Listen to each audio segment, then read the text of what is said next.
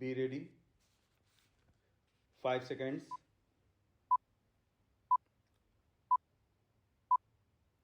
Start. Mr. Deputy Chairman, Sir, before I deal with all the issues themselves and the statement made by the Home Minister, I would like to express my deep admiration for the person who has unearthed all these facts which are the subject matter of the discussion today. I am referring to one lecturer who is a research scholar in the Gokhale Institute of Politics and Economics at Pune and who, in fact, does not belong to this discipline. He is basically a scholar who studies agrarian legislation, and it is by chance that in the course of his own efforts in the field of agrarian legislation, he discovered that there are laws relating to agrarian matters in the state of Bihar, which have been enforced through ordinances not once, not twice, not thrice, but scores of times, and not for a period of 6 months or 8 months or 1 year or 2 years, but to the extent of 13 years without the law being referred to the legislature at all. And it is then that he pursued this matter and came up with this treatise, which is called the Repromulgation of Ordinances, a fraud on the Constitution of India. I have not seen any book dealing with a drab, dull subject of this kind during the last many years which has received such rave reviews from every important paper and journal in the country. Everyone has said that this particular work that he has done is a signal services done towards the defense of the Constitution. The case of constitutional integrity has been admirably served by this gentleman by unearthing and revealing all these facts. Before I would deal with the facts and come to the point, I would like to say that listening to the minister, I felt extremely disappointed. The first half page of his statement add up to nothing else but a summary of the constitutional position and the provisions with which we are quite familiar. Everyone knows them. The substantial part of his statement comes in para 3, in which the government of India has virtually justified and agreed in whatever has been done.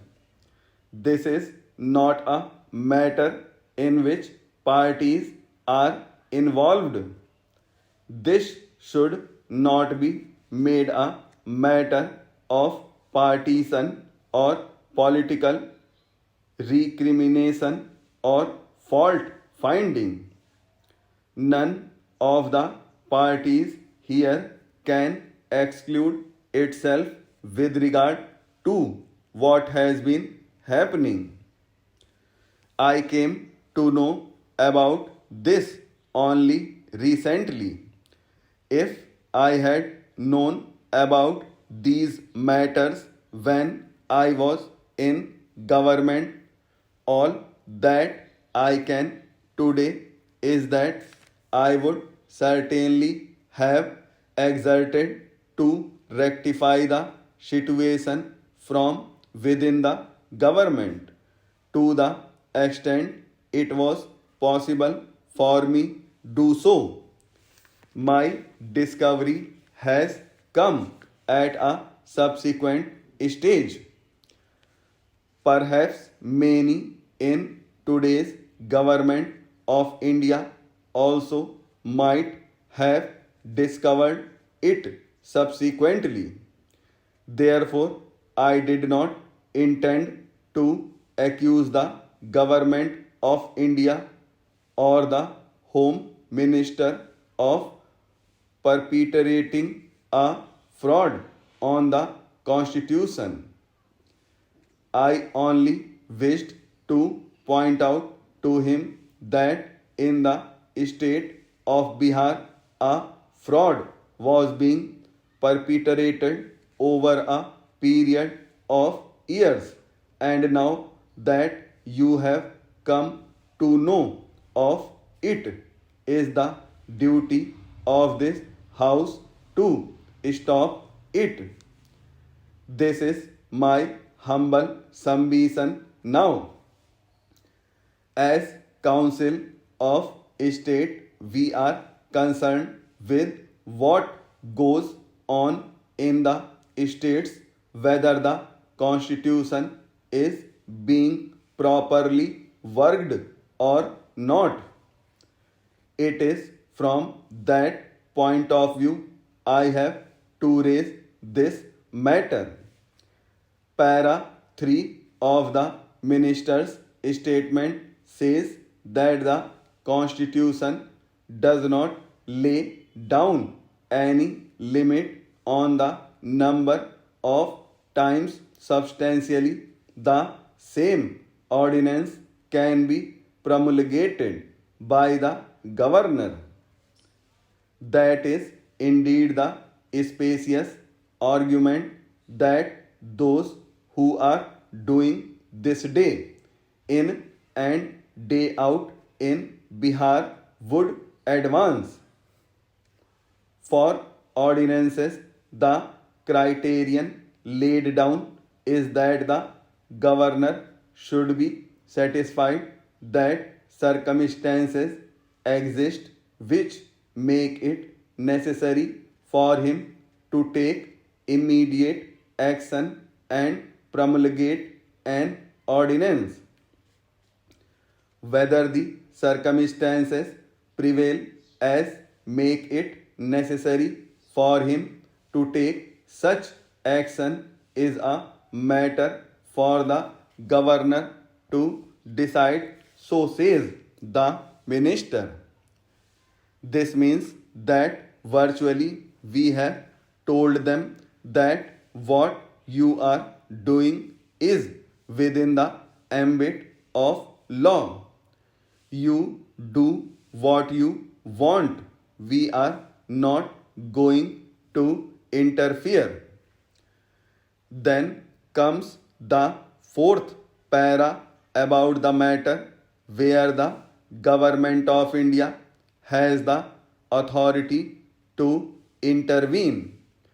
In this, he concludes with a very pious statement that when substantially the same ordinance is sent repeatedly by the government of the state for instructions of the president, the state government is advised to take action to convert it into an act at the earliest.